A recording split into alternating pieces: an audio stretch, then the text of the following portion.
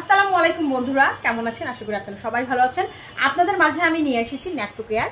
এটা হচ্ছে যাদের উকুনের সমস্যা আছে, মাথার স্কিনে খুশকি, আপনার বিভিন্ন ধরনের রুক্ষতা ভাব আছে, তাদের জন্য এই তেলটা আমি নিয়ে এসেছি।